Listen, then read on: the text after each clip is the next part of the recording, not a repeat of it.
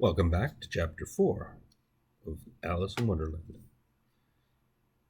Chapter 4 The Rabbit Sends in a Little Bill. It was the right rabbit trotting slowly back again and looking anxiously about as it went, as if it had lost something, and she heard it muttering to itself, "The Duchess, the Duchess! Oh, my dear paws! Oh, my fur and whiskers! She'll get me executed, as for sure as ferrets are ferrets. Where can I have dropped them, I wonder?"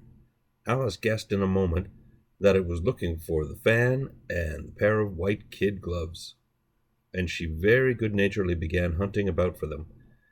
But they were nowhere to be seen. Everything seemed to have changed since her swim in the pool, and the great hall, with the glass table and the little door, had vanished completely. Very soon the rabbit noticed Alice as she went hunting about, and called out to her in an angry tone, "Why, Marianne, what are you doing here? Run home this moment and fetch me a pair of gloves and a fan. Quick now!"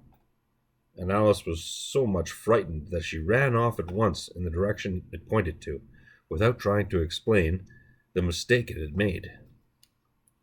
"He took me by surprise. He took me for his housemaid," she said to herself as she ran. "How surprised he'll be when he finds out who I am. But I'd better take him his fan and gloves. That is, if I can find them." As she said this, she came upon a neat little house, on the door of which was bright brass plate with the name W. Rabbit engraved upon it. She went in without knocking and hurried upstairs, in great fear lest she should meet the real Marianne, and be turned out of the house before she had found the fan and gloves. "How queer it seems," Alice said to herself, to be going messages for a rabbit.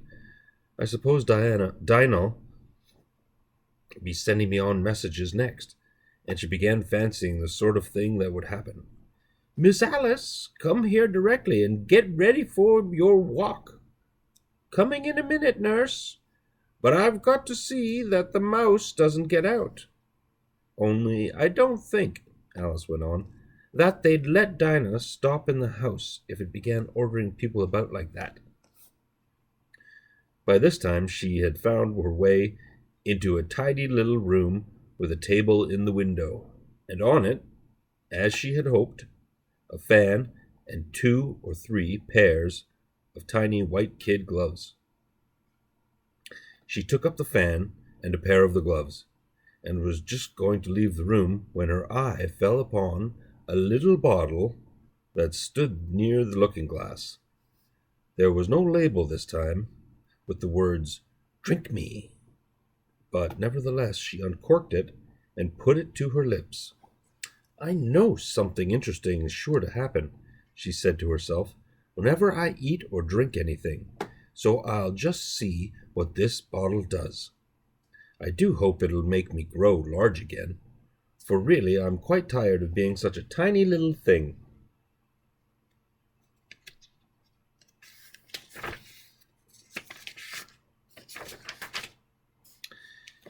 It did so indeed, and much sooner than she had expected. Before she had drunk half the bottle, she found her head pressing against the ceiling, and had to stoop to save her neck from being broken. She hastily put down the bottle, saying to herself, "That's quite enough. I hope I shan't grow any more. As it is, I can't get out the door. I do wish I hadn't drunk quite so much. Alas, it was too late to wish that. She went on growing and growing, and very soon had to kneel down on the floor. In another minute there was not even room for this, and she tried the effect of lying down with one elbow against the door and the other arm curled around her head. Still she went on growing, and as a last resource she put one arm out of the window and one foot up the chimney, and said to herself, "Now I can do no more. Whatever happens, what will become of me?" Luckily for Alice, the little magic bottle had now had its full effect, and she grew no larger. Still, it was very uncomfortable, and as there seemed to be no sort of chance of her ever getting out of the room again, no wonder she felt unhappy. It was much pleasanter at home, thought poor Alice, when one wasn't always growing larger and smaller, and being ordered about by mice and rabbits. I almost wish I hadn't gone down that rabbit hole. And yet, it's rather curious. You know, this sort of life, I do wonder what can have happened to me. When I used to read fairy tales, I fancied that kind of thing never happened, and now here I am in the middle of one. There ought to be a book written about me. That there ought. And when I grow up, I'll write one. But I'm grown up now, she added in a sorrowful tone. At least there's no room to grow up any more here. But then, thought Alice, shall I never get any older than I am now? That'll be a comfort one way, never to be an old woman, but then always to have lessons to learn. Oh, I shouldn't like that. Oh, you foolish Alice, she answered herself. How can you learn lessons in here? Why, there's hardly room for you, and no room at all for any lesson books. And so she went on, taking first one side and then the other, and making quite a conversation of it altogether. But after a few minutes she heard a voice outside, and stopped to listen. "Marianne, Marianne," said the voice, "fetch me my gloves this moment." Then came a little pattering of feet on the stairs. Alice knew it was the rabbit coming to look for her, and she trembled till she shook the house. Quite forgetting that she was now about 1,000 times as large as the rabbit, and had no reason to be afraid of it, presently the rabbit came up to the door and tried to open it. But as the door opened inwards, and Alice's elbow was pressed hard against it, that attempt proved a failure. Alice heard it say to itself, "Then I'll go round and get in at that window." "That you won't," thought Alice, and after waiting till she fancied she heard the rabbit just under the window, she suddenly spread out her hand and made a snatch in the air. She did not get hold of anything, but she heard a little shriek, and a fall, and a crash of broken glass, from which she concluded that it was just possible it had fallen into a cucumber frame, or something of that sort. Next came an angry voice, the rabbit's. "Pat, Pat, where are you?" And then a voice she had never heard before. "Sure then, I'm here, digging for apples, your honour." "Digging for apples, indeed," said the rabbit angrily. "Here, come and help me out of this." Sounds of more broken glass. "Now tell me, Pat, what's that in the window?" "Sure, it's an arm, your honour." He pronounced it arum. "An arum, you goose? Who ever saw one that size? Why, it fills the whole window." "Sure it does, your honour, but it's an arum for all that." "Well, it's got no business there at any rate. Go and take it away."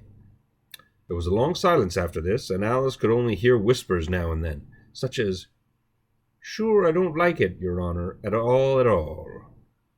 "Do as I tell you, you coward." And at last she spread out her hand again, and made another snatch in the air. This time there were 2 little shrieks, and more sounds of broken glass. What a number of cucumber frames there must be, thought Alice. I wonder what they'll do next. As for pulling me out of the window, I only wish they could. I'm sure I don't want to stay in here any longer. She waited for some time without hearing anything more. At last came a rumbling of a little cart wheels, and the sound of a good many voices all talking together. She made out the words, "Where's the other ladder? Why, I hadn't to bring it but one. Bill's got the other. Bill, fetch her here, lad. Here, put 'em up at this corner. No, tie 'em together first. They don't reach half high enough yet." "Oh, they'll do well enough. Don't be particular. Here, Bill, catch hold of this rope. Will the roof bear? Mind that loose slate. Oh, it's coming down. Heads below. A loud crash. Now, who did that? It was Bill, I fancy. Who's to go down the chimney? Nay, I shan't. You do it. That I won't, then. Bill's to go down. Here, Bill, the master says. You're to go down the chimney. Oh, so Bill's got to come down the chimney, has he? Said Alice to herself. Shy, they seem to put everything upon Bill. I wouldn't be in Bill's place for the good deal. This fireplace is narrow, to be sure, but I think I can kick it a little. She drew her foot as far down the chimney as she could, and waited till she heard the little animal. She couldn't guess of what sort it was, scratching and scrambling about in the chimney close above her. Then, saying to herself, "This is Bill," she gave one sharp kick and waited to see what would happen next. The first thing she heard was a general chorus of, "There goes Bill." Then the rabbit's voice came along. Catch him, you by the hedge." Then silence, and then another confusion of voices. "Hold up his head! Brandy now! Don't choke him! How was it, old fellow? What happened to you? Tell us about it." The last came a little feeble, squeaking voice. "That's Bill," thought Alice. "Well, I hardly know. No more, thank ye. I'm better now."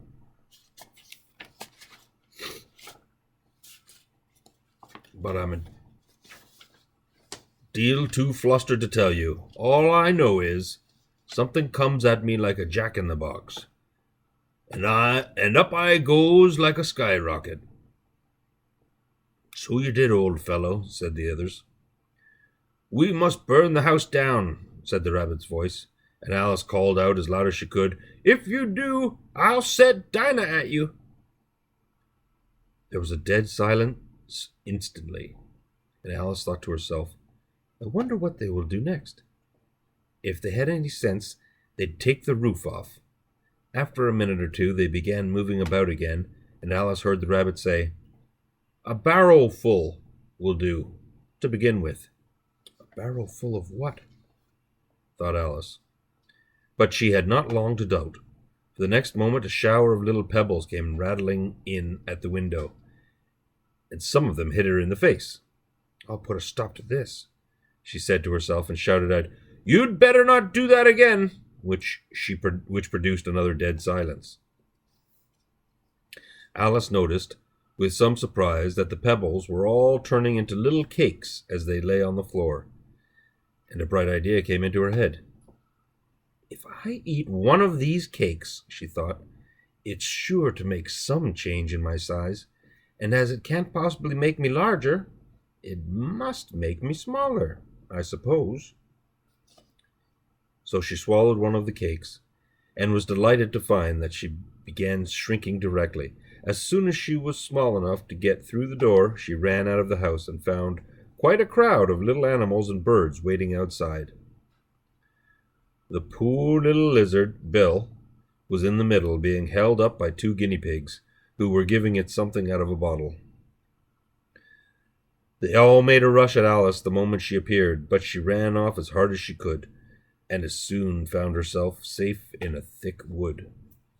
"The first thing I've got to do," said Alice to herself as she wandered about in the wood, "is to grow to my right size again, and the second thing is to find my way into that lovely garden. I think that will be the best plan." It sounded an excellent plan, no doubt, and very neatly and simply arranged. The only difficulty was that she had not the smallest idea how to set about it. And while she was peering about anxiously among the trees, a little sharp bark just over her head made her look up in a great hurry. An enormous puppy was looking down at her with large round eyes, and feebly stretching out one paw, trying to touch her.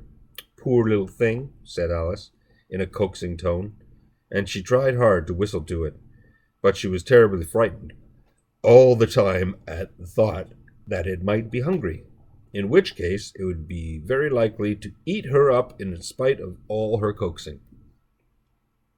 Hardly knowing what she did, she picked up a little bit of stick and held it out to the puppy, whereupon the puppy jumped into the air off all its feet at once, with a yelp of delight, and rushed at the stick, and made believe to worry it.